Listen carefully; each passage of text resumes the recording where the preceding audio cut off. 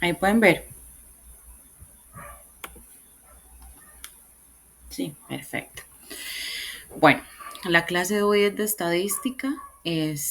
No está muy larga, está normal. Y la idea es que cualquier cosa, cualquier duda que tengan, ya hoy espero que la grabación quede hoy mismo porque ya no, ya se me quitó el problema con el equipo, entonces ya voy a poder subirles la grabación de una vez.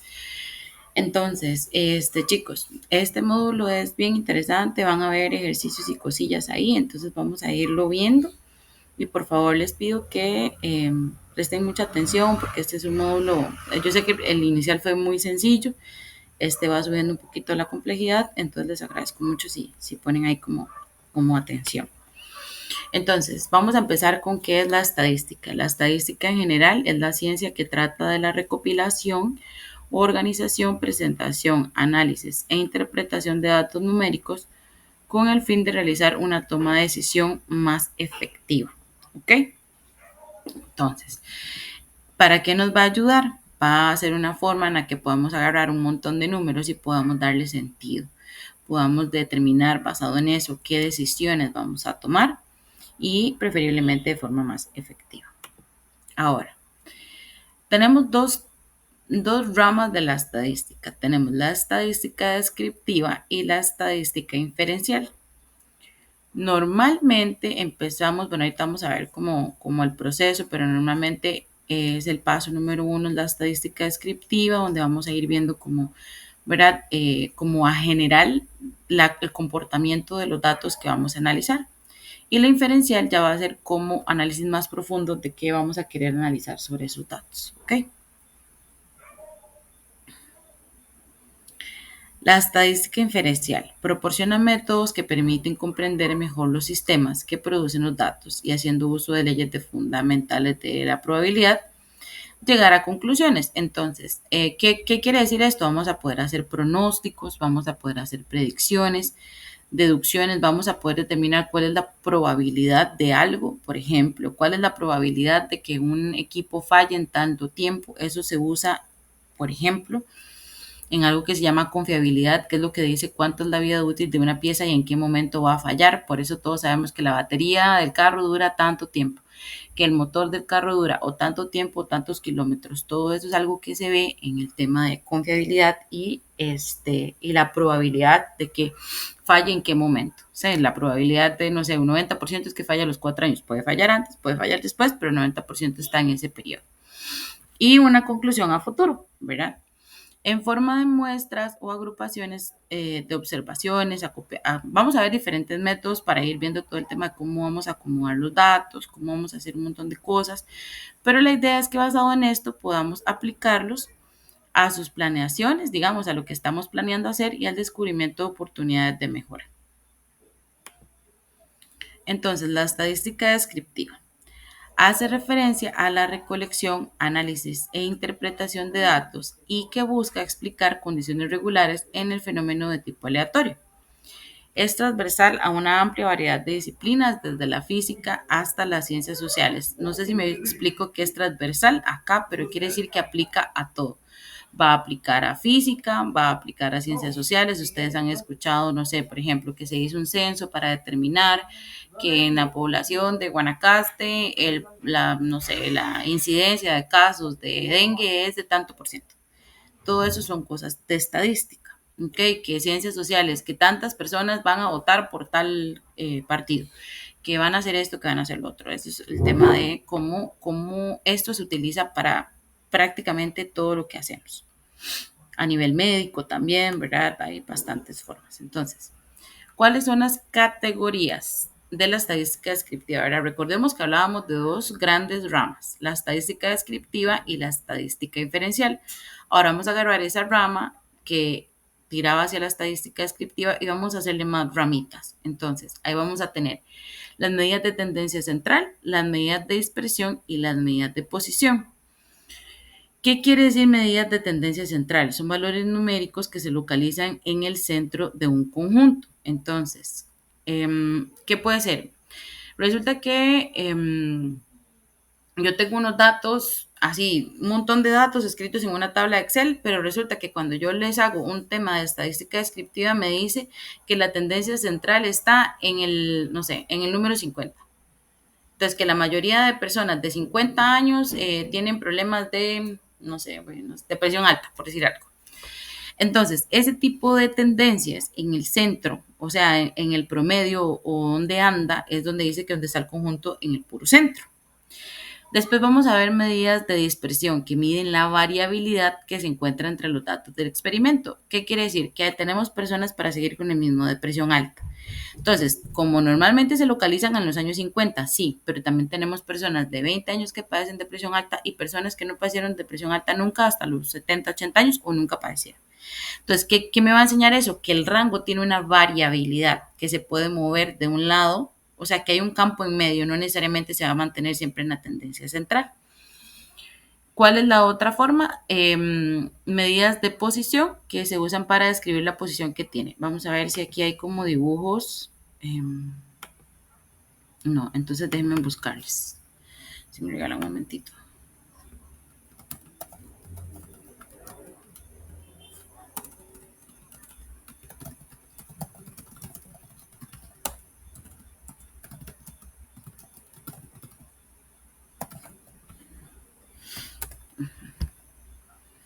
Entonces, ven, vamos a ver.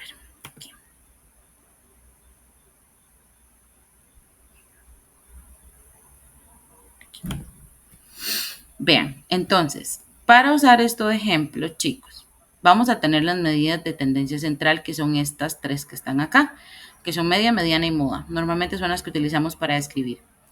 ¿Qué es la variabilidad? El campo que hay entre esa media o esa mediana y el resto de los datos. ¿Lo ven? Aquí, que hay un espacio.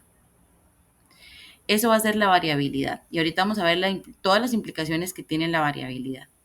¿Y qué es el tema del punto? ¿Qué era el otro? El punto... Aquí no. Aquí.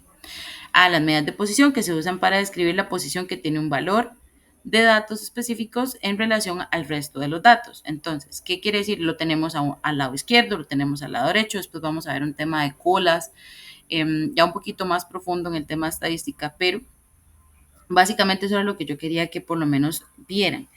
Cómo se ve y cuáles son. Me gustaría que vean un gráfico de dispersión, que eso también ayuda mucho a ver esto. Si me dan un momento.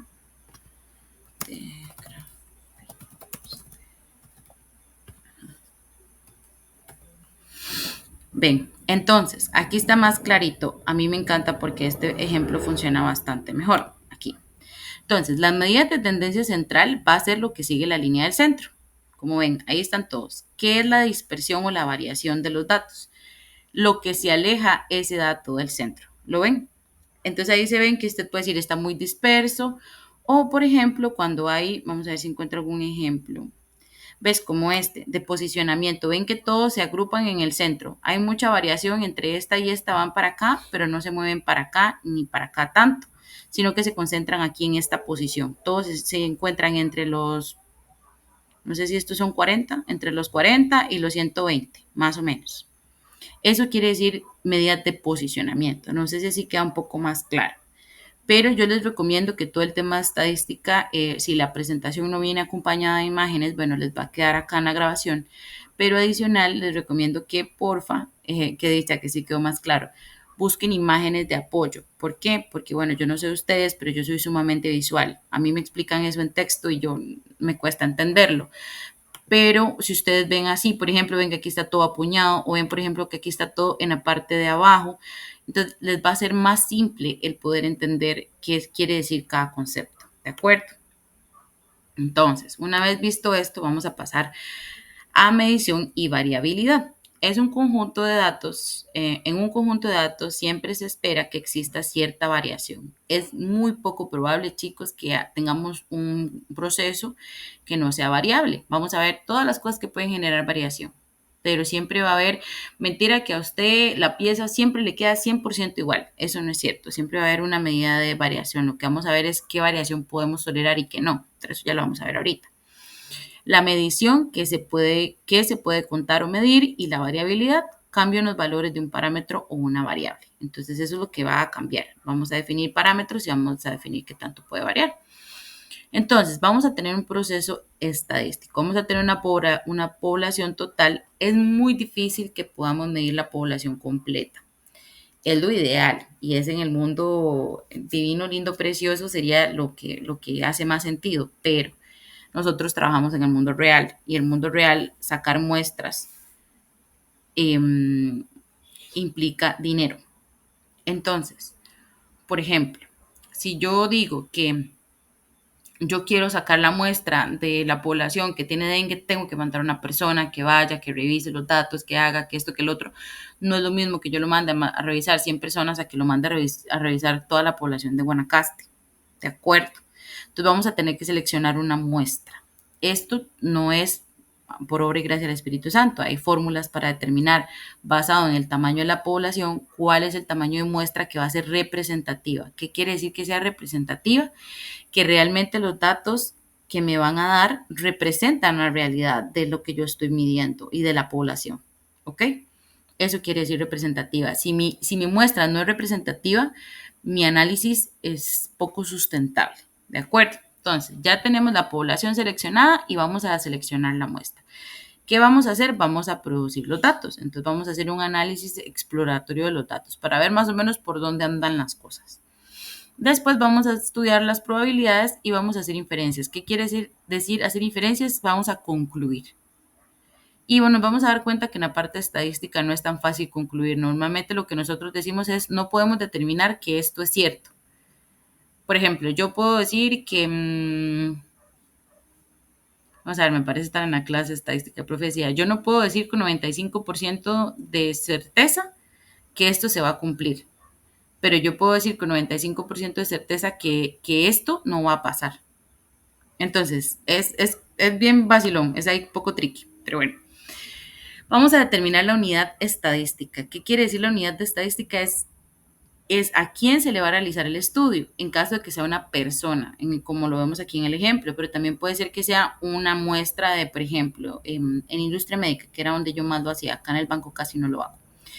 Y yo quiero analizar el catéter tal en tal versión. Eso es seleccionar mi unidad de estadística. ¿Qué voy a medir? ¿Ok? Después voy a determinar las características que quiero investigar.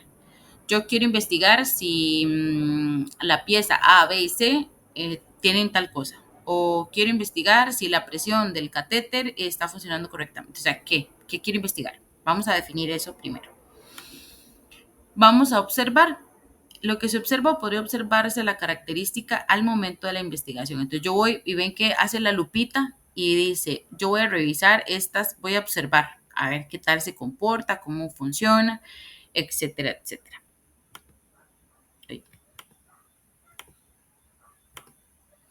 Entonces vamos a hacer un ejemplo.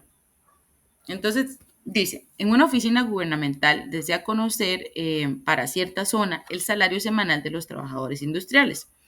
Por ello, desarrollaron una encuesta que indicó que el salario promedio, o sea, mi medida central, ¿verdad? Que vimos antes, la rayita que va en el centro es de 95,000 colones.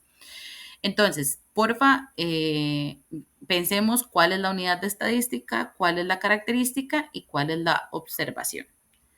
Entonces, si alguno me quiere decir, le agradecería mucho que participen, que me cuenten cuál creen que sea la unidad de estadística, cuál creen que sea la característica y cuáles son las observaciones que tendrían que hacer.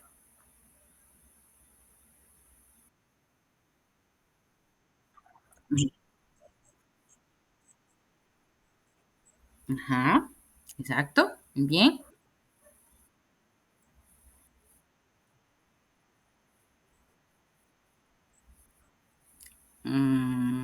Yo creo, ahorita vemos que sería el salario. Ajá, ajá. Y la observación es como por dónde anda. Vamos a ver. Exacto. Gracias. Entonces, vean, acá están las respuestas. Está súper bien, Josué. Muchas gracias. Tenemos el tema de los trabajadores industriales, es la unidad. Tenemos la característica que va a ser el salario semanal. La periodicidad es súper importante.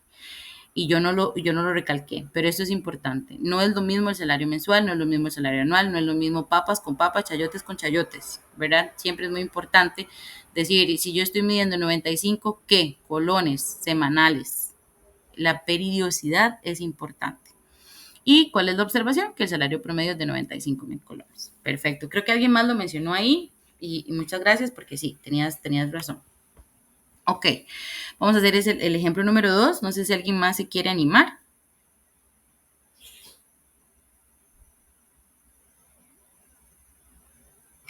Dice, el jefe de la sección de créditos personales decide hacer una investigación para saber el estado de los préstamos en lo que respecta a la puntualidad de pago y encontró que el 80% está al día. ¿No se anima nadie? ¿Me escucho a alguien? Ajá, sí. Ajá,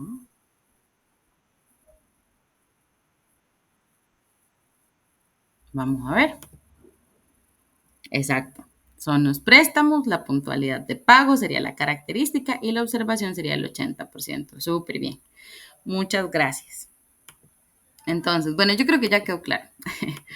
Entonces, vamos con la parte de la población. Entonces, vamos a tener dos tipos de poblaciones. Entonces, es el estudio que se le realiza a determinada área, persona, animales o cualquier dato que se quiera estudiar en su totalidad. Entonces, vamos a tener la población finita, que tiene un número limitado de elementos, y la población infinita, que tiene ilimitados cantidad de, o no tiene ya no dije nada, no tiene un número limitado. Entonces, esto también es importante. Nosotros tenemos que conocer las características de nuestra población. ¿Por qué? Porque si la población es finita, tal vez podamos utilizar toda la población para el estudio. Si la población es infinita, siempre vamos a tener que sacar una muestra. Salud. Entonces, tenemos la muestra. Es una pequeña parte que se va a analizar de la población con el fin de determinar estadísticamente cómo está el resto de la población. El estudio de muestras es más sencillo que el estudio de la población completa. Cuesta menos, que esto es un dato importante, y lleva menos tiempo. Para mí, chicos, es importante porque cuando yo estaba en la universidad, los profesores eran muy enfáticos en que había que sacar la muestra y que tenía que hacer esto y que tenía que hacer lo otro. En la vida real, todo esto implica dinero. No es lo mismo estar en la U y poder hacer los 500 estudios que yo quiera hacer y todo es con números, me explico, ahí no hay nada de plata. Cuando usted le va a decir a un gerente que usted ocupa hacer un muestreo destructivo de 100 piezas, que cada pieza vale $100, le va a decir, se volvió loco. Usted puede ocupar 100, pero no le puedo dar 100, es mucho dinero lo que representa. Entonces, en las empresas normalmente estas cosas ya están establecidas. Hay muchas empresas, las industrias médicas estoy completamente segura, que dicen cuáles son los tamaños de muestra que podemos seleccionar y que son representativos dependiendo del tipo de muestreo que vayamos a hacer. Pero en otros casos donde tal vez no esté definido, como por ejemplo en gobierno, bueno, nunca trabajo en gobierno, la verdad no sé si está definido o no, todo esto representa plata y tiempo. Y tiempo, ya sea de tener los resultados o tiempo de las personas a las que hay que pagarles, que al final cuesta plata, ¿verdad? Entonces, es importante que seamos realistas y que nos ubiquemos en el contexto en el que estamos y qué tipo de estudio podemos hacer, siempre y cuando sea representativo, ¿verdad? Porque si no es representativo, no hay manera. Entonces, los tipos de muestras. Vamos a tener una muestra aleatoria, una muestra de conveniencia y una intencional. Entonces, la aleatoria es cuando se le da a cada uno de los elementos de la población la posibilidad de ser incluido en la muestra. Este proceso también es llamado muestreo simple al azar. Esto es como la lotería. Hay un montón y yo aleatoriamente saco el numerito que va a ser premiado. ¿Ok? Exactamente lo mismo. Conveniencia. Técnica de muestreo no probabilístico donde los sujetos son seleccionadas dada la conveniente accesibilidad y proximidad de los sujetos para el investigador. ¿Qué es un ejemplo como, por ejemplo, de conveniencia? Yo necesito muestrear los ingenieros industriales en Guanacaste, como decía el primer ejemplo. Pero ven que ya no es aleatorio, ya no tomamos a todos los ingenieros industriales, sino que le voy a agarrar los de Guanacaste. Entonces ya estoy haciendo una conveniencia porque tal vez está más cerca o tiene una proximidad a algo, tiene una accesibilidad a algo. También puede ser por un tema de, no sé, de piezas. Entonces yo estoy revisando las piezas y necesito saber si los del turno uno, turno 2 y turno 3. Entonces voy a agarrar de esos 3 turnos porque me conviene y tengo acceso a esos 3 turnos. Pero no, voy a hacer un ejemplo. Voy a agarrar solo turno de mañana y tarde porque en la noche yo no trabajo de noche. Entonces no voy a agarrar turno de la noche. Entonces por conveniencia, por accesibilidad, voy a agarrar solo turno de mañana y tarde. Es un ejemplo. No debería ser así por aquello, ¿verdad? Es supuesto porque si tiene turno en la noche le toca ir. Y el tema intencional. Se escogen las personas con experiencia y conocimiento con respecto a la población que se estudia. Entonces, ahorita vamos a ver qué implicaciones. Entonces, ¿cuándo usar qué tipo de muestra? Entonces, ven, por ejemplo, el dibujito a mí me gusta porque ven que tiene toda la nube y saca la nubecita moradita. Entonces, cuando la población es infinita o muy grande, cuando la población es finita, pero lo suficientemente grande para que el estudio de todos los elementos no sea aconsejable. Por ejemplo, yo podría decir que la población del TEC es una población finita, o sea, todos los años hay una población finita del TEC, pero es enorme. Yo no me voy a poner a estudiarlos a todos, voy a hacer un muestreo. Entonces, también ese es un ejemplo. Cuando los resultados que arrojaría una muestra bien seleccionada de tamaño razonable serán suficientemente precisos para los fines prácticos. Entonces, a eso es lo que me refiero con que sea representativa, que represente la realidad de la población. Hasta aquí, ¿alguna duda? Yo sé que puede ser mucha información, os estoy hablando muy rápido.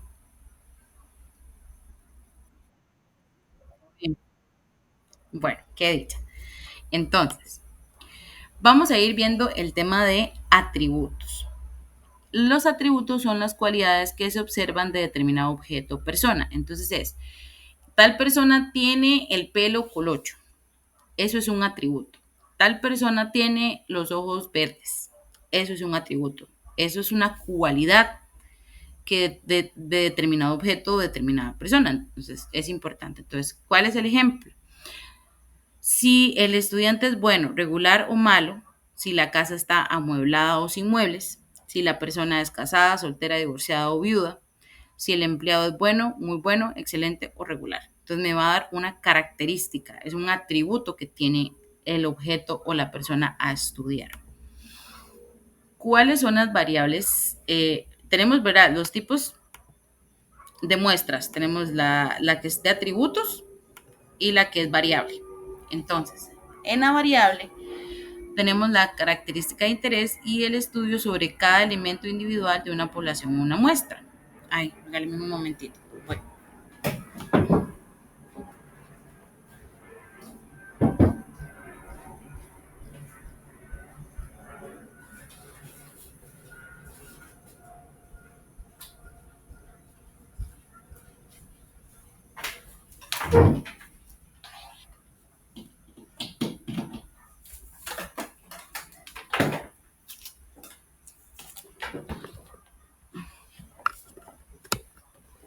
listo. Ok.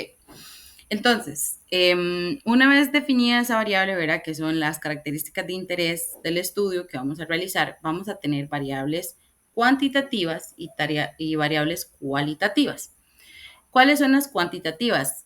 Su palabra lo dice, es un tema de cuánto, de números, ¿ok? Puede ser que sean continuas o discretas, ya eso es otra variable de las cuantitativas, pero las cualitativas son que representan cualidades. Y ahorita vamos a ver ejemplos, pero esos pueden ser nominales o ordinales. Eso, ok, entonces ahora sí, vamos a ver variables cuantitativas continuas. Entonces, cuantitativas, seguimos hablando de números. Son las que toman cualquier valor dentro de un rango numérico determinado, es decir, valor decimal, edad, peso, talla. Es decir, siempre habrá un número entre dos valores. ¿Qué quiere decir? Que son variables cuantitativas, 25 centímetros o 52 kilogramos. ¿Ok? ¿Sí está claro? Siempre va a haber un rango numérico. ¿De acuerdo? Ok, ok. ¿Cuáles son las variables cuantitativas discretas?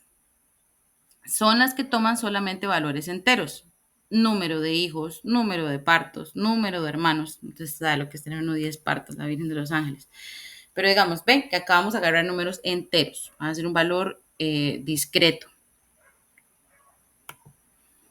Ahora sí, vamos a ver las cualitativas, que son escalas nominales. Son las que no pueden asignar un orden. Por ejemplo, yo no puedo decir de qué número es el color de los ojos de Pedro.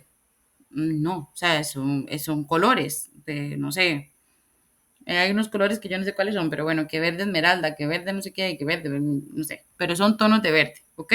Verde. Yo no sé qué número es, digamos, la profesión tal. No, es ingeniero industrial o es administrador o es, o sea, etcétera, etcétera. Entonces, eso es un valor nominal. Es algo que vamos a ver, por ejemplo, la nacionalidad de una persona es un ejemplo. Vamos a ver si es afroamericano, asiático, latino, ¿ok? Son cualitativas. Y las ordinales son las que tienen una escala.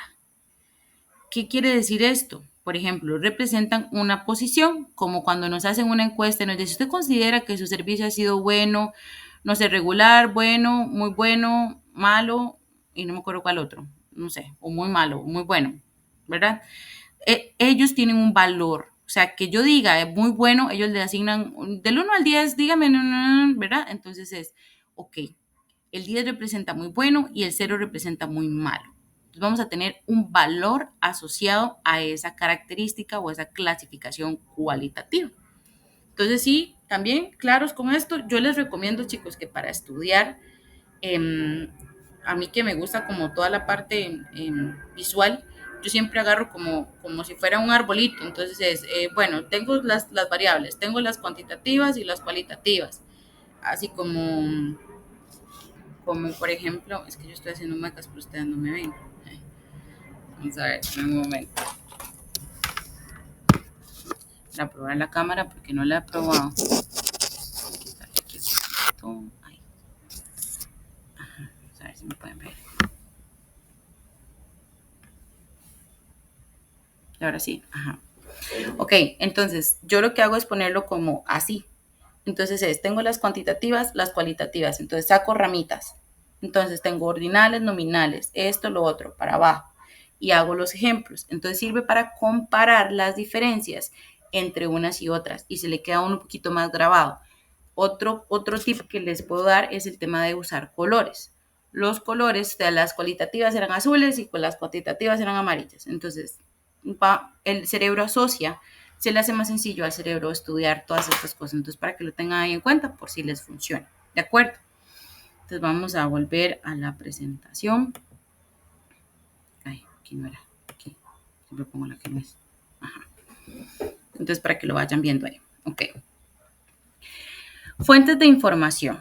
En las investigaciones, la estadística se utiliza con dos fines. Está el fin de la investigación científica, o sea, con el propósito de conocer o mejorar el conocimiento de un fenómeno de manera que pueda ser explicado, controlado eventualmente. Por ejemplo, cuando hablamos del tema de enfermedades, que ¿verdad? A nivel científico necesitamos entender cuánta población le pasa esto, cuánta población le pasa lo otro, es súper, súper importante y con propósitos mucho más utilitarios como zona de tomar decisiones. Entonces, por ejemplo, para el tema de toma de decisiones a nivel gerencial o de procesos o de producción, el tema de las estadísticas le da una visión de por dónde anda la cosa, qué dice la población, cómo está funcionando esto y les ayuda a tomar decisiones más objetivas y no tan a feeling, porque ya ahí yo tengo datos que me dicen cómo se está comportando la población, ¿de acuerdo? Entonces, tenemos las fuentes de información primaria. Igual, lo que les digo, fuentes de información son esto. Ahora va, fuentes de información primaria y después secundaria y después, y verdad. Entonces,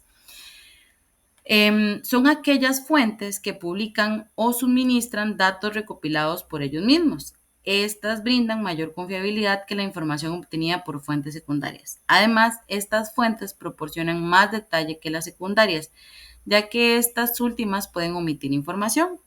Ha sido producido por el mismo investigador. Entonces, yo, Carla Ramírez, me senté a estudiar esto y esto. Entonces, por eso es que tal vez es más, no sé si confiable puede ser la palabra, pero tal vez más específico. que una de información secundaria. Y para eso ya vamos a ver qué es la información secundaria. Entonces, son aquellas fuentes que publican la información recopilada por otros. Entonces, es que yo vi un estudio de este, de lo otro, entonces yo publico ese estudio. Ves que ya pasó de una persona a otra persona, entonces ya es secundario y a otra.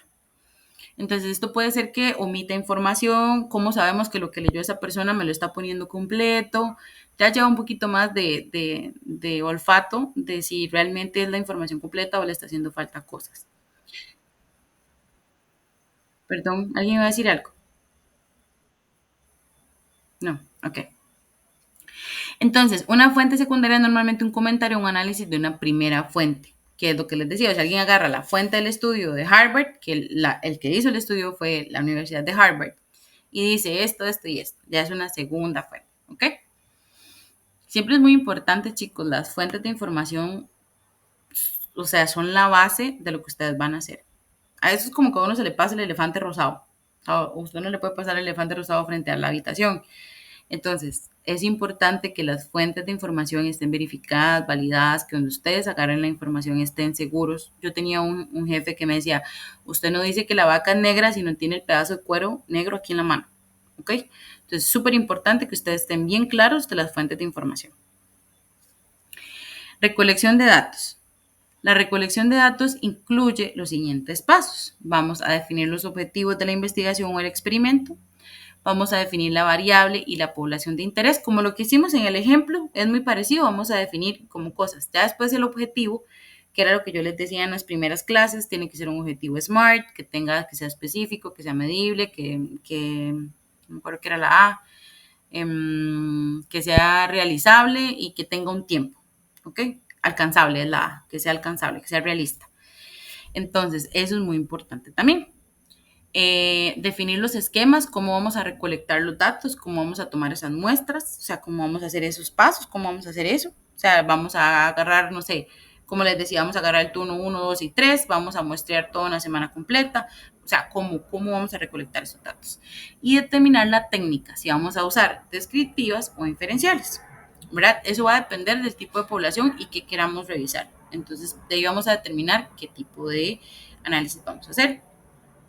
Entonces, redactar el objetivo. Aquí viene una forma en cómo lo podemos redactar, pero ven que se parece mucho a lo que yo les decía. Entonces, vamos a definir el verbo en ar, er, ir, porque tiene que ser un verbo. Definir, controlar, medir, analizar.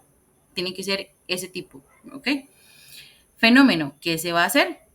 Entonces, vamos a analizar, no sé, el estado civil de las personas en Cartago.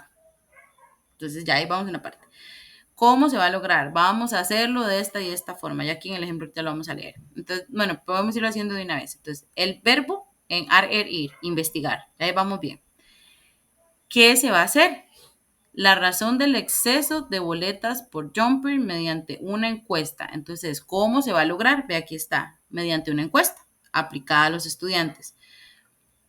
La acción, ¿para qué se va a hacer? Para erradicar esta problemática en el colegio técnico JOR, que no sé cómo dice eso, y entonces viene el tema de dónde, que es en el colegio, y cuándo, en los próximos 3 meses del año 2023. Es muy importante que sepamos bien cómo se redactan los objetivos, porque eso es la base de todo su estudio, porque uno concluye o infiere basado en el objetivo. ¿Ok?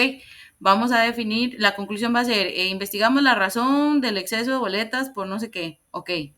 Entonces vamos a concluir que la razón del exceso de boletas es esta y esta. Pero ven que si yo no defino mi objetivo bien, mi conclusión puede ser que no esté tan acertada o que le falte o que puede flaquear ahí un poquito. Entonces, por eso es tan importante hacer los objetivos bien desde el inicio.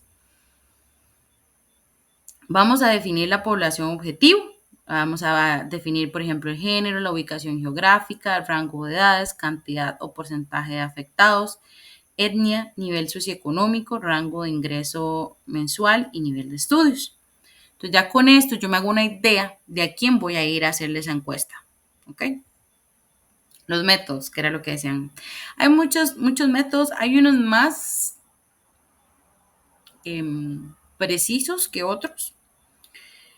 diseñar una encuesta no es nada más poner esto, esto y eso. O sea, diseñar una encuesta es todo o sea, no es tan fácil como parece. O sea, hay que diseñar los puntajes, o sea, hay que ver qué preguntas vamos a hacer para ver qué respuestas vamos a obtener. O sea, si realmente la respuesta que vamos a obtener nos hace sentido o no, nos sirve para lo que estamos haciendo o no. O sea, lleva tiempito, hay que estudiar un poquito. Entonces, vamos a ver el método de observación, puede ser una entrevista. A mí las entrevistas me encantan como para, for dummies, yo como para iniciar, como cuando usted no sabe de algo y busca y antes de salir a Wikipedia. Entonces, por lo menos se hacía una idea de por dónde andaba la cosa, qué medio era. Entonces, las entrevistas funcionan mucho para eso. Para yo saber qué, cómo va, por dónde anda la cosa. Y ya después puedo diseñar una encuesta más específica que me ayude a hacer doble clic y ya llegarle más fino. Entonces ahí podemos ver, no necesariamente tienen que usar un solo método, pueden ser varios, como les digo, podemos empezar por una entrevista, después hacemos una encuesta, o podemos empezar por una entrevista y después hacemos observación, o hacemos una observación general para ver a quién quiero entrevistar, si realmente vale la pena, si cumple con las características, ahí podemos como irlo moviendo. Entonces, la observación es cuando los datos son recopilados por un investigador, observando que lo que le interesa y utilizando algún procedimiento para recopilar sus observaciones. Entonces, escribir siempre, ¿verdad? Ahora que hay tanto el tema de inteligencia artificial, súper importante también, ¿verdad? Si yo tengo, no sé, si hago entrevistas, si hago esto, ¿cómo voy a recopilar eso que encontré? Entonces, igual con las observaciones. La entrevista se entrevista mediante un cuestionario en el cual se obtienen las respectivas respuestas con un procedimiento muy utilizado en censos. Entonces, ustedes han visto que voy a hacer un censo para ver eso. Entonces, hola señora, ¿cómo le va? Queríamos ver, eso es una entrevista. Ellos llevan las preguntas escritas, tienen que tener las respuestas, ¿verdad? Todo esto tiene que estar documentado. Esa es otra cosa muy importante. Puede ser una entrevista telefónica, es lo mismo, simplemente lo hacemos por teléfono, deben ser un poquito más cortos, ahora que tenemos tanto el tema no sé, cuestionarios, por ejemplo, de encuestas de satisfacción, etcétera, es lo mismo. Por un correo, mediante esta técnica se envía el cuestionario, esta es lo que hablábamos, ¿verdad? De cómo le fue con el servicio de la atención al cliente en Bacreomatic. Aquí vea cuánto recomendaría a usted, eso es lo mismo, pero nada más que enviado electrónicamente. El tema del registro, la recolección de los datos se realiza con información que ha sido archivada o registrada en determinadas instituciones. Es muy barato, pero existe la posibilidad de que no exista el registro de algún suceso. Esto estamos hablando a nivel, por ejemplo, de instituciones, pero cuando nosotros hablamos de empresas, a mí este es de los métodos que más me gusta porque es muy preciso, siempre y cuando exista la data. Doy un ejemplo. Yo necesito saber cuál ha sido el gasto del presupuesto o no sé, de la compra de tal pieza en los últimos 6 meses. Entonces yo puedo ir a revisar. Cuando me pido el desglose, ellos me van a poder decir, bueno, este mes costó tanto, este mes costó tanto, este mes costó tanto, este mes costó tanto, ya esa información está. Entonces, siempre mi consejo, chicos, es empiecen preguntando, por eso el tema de observación y entrevista a mí me encanta, que ya hay, que ya existe, que ya midieron, qué estudios ya hay, qué data ya hay, para que no se quiebren la cabeza creando esa data a ustedes, sino que vean a ver qué ya pasó, si les sirve, si no les sirve, o si sí les sirve una parte, pero tienen que ajustar otra. Pero esa siempre sería mi recomendación. Primero pregunten qué ya existe, para partir de ahí. Si no existe nada, pues construyen todo y si no, pues utilizan lo que les funciona. Puede ser que no haya nada, pues, también ha pasado. Entonces, los gráficos estadísticos. Tenemos los gráficos estadísticos. Son una forma simplificada y eficiente de representar los datos en forma visual para su correspondiente interpretación, que es justo lo que yo hice al inicio, enseñarles un gráfico, cómo funciona. Y bueno, un gráfico habla más que 1000 palabras, estoy totalmente de acuerdo. Por ejemplo, ¿qué tan sencillo sería para nosotros hacer una presentación ejecutiva y llevar los datos en un gráfico? Donde todo el mundo, con solo ver, pueden ver dónde anda algo, dónde anda lo otro, ¿verdad? Que a tener que hablar un montón y perder a la gente. Entonces, siempre las ayudas visuales son súper importantes, más una como esta que me representa, no sé, yo tengo un gráfico de pastel y resulta que la población la tengo aquí concentrada, eso se ve facilito, un gráfico de pastel, y que si yo lo hago en una tabla Excel, pues tal vez no queda tan claro. Entonces es una forma de representar estadística que muestra que se comporta una característica o una variable a través de hacer evidente el cambio de dicha variable en subpoblaciones o extractos. Ahí. Entonces, tenemos tipos de gráficos. Hay 1001 gráficos. Aquí vamos a ver los generales. Pero siempre hay que entender cuando estamos mostrando data cuál es el gráfico que se ajusta más a lo que queremos mostrar. ¿De acuerdo? Entonces tenemos gráficos circulares, lineales, en columnas. En las columnas los podemos dividir en simple o comparativo. Entonces, ¿qué son los gráficos circulares? Los gráficos de pastel. Gráfico de tarta, 360, como lo quieran ver. Y ven que es muy sencillo ver que aquí todos tienen el mismo. Para representar porcentajes y proporciones. A mí me parece un elemento muy simple, algo que queda muy claro cuando tenemos que, para empezar, o sea, es como mi antiguo jefe siempre decía, de lo macro a lo micro. Entonces, si yo quiero decir, aquí está el, no sé, el 50% de las tarjetas de crédito, no, de las cuentas jurídicas se abren en las sucursales. Entonces yo digo, sucursal ejecutivo. Entonces aquí tengo el 50%, aquí tengo el otro 50%. O caso contrario, yo digo que en las sucursales abrimos el 90% de las tarjetas voy a seguir con las tarjetas de las cuentas bancarias jurídicas, ok, y el otro 25% lo abren los ejecutivos. Entonces ven que ya el gráfico es muy claro de dónde está la mayor cantidad de apertura de cuentas jurídicas. Entonces ya una vez que decimos eso, podemos empezar un poco más específicos. ¿Y por qué? ¿Y en cuáles? ¿Y cuál es el proceso? Y entonces ya empezamos a hacer y guiamos la conversación hacia donde queremos que vaya. Eso es muy importante también. Entonces, ¿cómo se construye? Tenemos un diagrama de sectores. Bueno, esto en Excel es muy simple. Vamos a poner la cantidad y vamos a ir, pues ahí lo vamos construyendo. La verdad siento que... Y ya queda así. Entonces aquí vamos a poder identificar lo que les decía, la televisión, 43%, el cine, 37%, teatro y radio. Entonces ven que aquí la pelea está aquí. Entonces ya nos da también para saber cómo anda la cosa. Ay, perdón.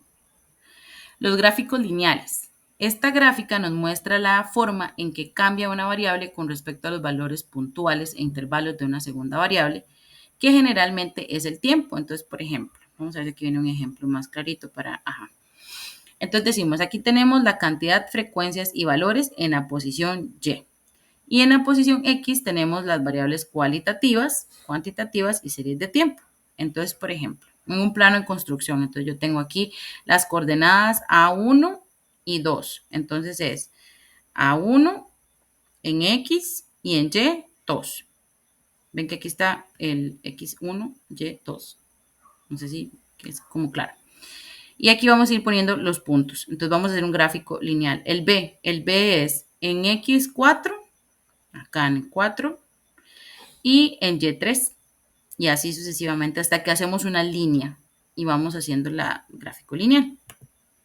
Entonces, igual en ejes a ambos lados, ven que aquí, por ejemplo, 1 con 1, 2 con 2, 3 con 3, Pero puede ser que eso no sea así, que tengamos ejes combinados, que por ejemplo, resulta que el tiempo es mucho más seguido, yo ocupo demostrarlo más seguido porque resulta que el tiempo es 1 año, 2, 3, 4 años, pero los montos son, no sé, de 1 a 100, entonces no me sirve hacer 1, 2, 3, 4, 5, 6, 7, 8, 9, 10, sino de hacerlos de 10 en 10, por ejemplo. Ya eso hay que ir determinándolo dependiendo cómo visualmente queremos hacerlo o cómo hace sentido, ¿verdad? No hacer ese montón de rayas. Entonces la construcción, que es lo que decía, es importante que sepan cuáles son sus datos y cuál es su variable respuesta. La Y siempre va a ser la variable respuesta. Entonces en enero tuvimos 210 ventas, esa es mi variable respuesta de enero. En febrero tuve 205 y así sucesivamente. Entonces, está la escala para el eje Y y la escala para el eje X. Los valores y los datos de los ejes deben ser discretos. Entonces, tienen que ser como puntuales. Ahora, aquí tenemos el ejemplo. Entonces, en enero tuvimos, bueno, aquí lo pueden ver, en 210 teníamos, 205 en febrero. Entonces, en enero 210, en febrero 205, en marzo 200, en abril 250, me imagino que es esto, y así, ¿ves? Entonces se van uniendo los puntos y esto va formando una línea. que me va a representar la tendencia del comportamiento de las ventas a través del año. Y ven que con esto, aquí se puede ver, ves que sube. Es fácil verlo. Ven que aquí llega, pasamos de 210 a 355. Pero ven que más clarito se ve en el gráfico, que yo veo dónde va así para arriba y creció, y que en diciembre, octubre ya tenemos tantas. Entonces, es más sencillo. Vamos a ver, los gráficos de columnas. Entonces, las gráficas de barras muestran datos que pueden dividirse en categorías, las cuales pueden compararse entre sí.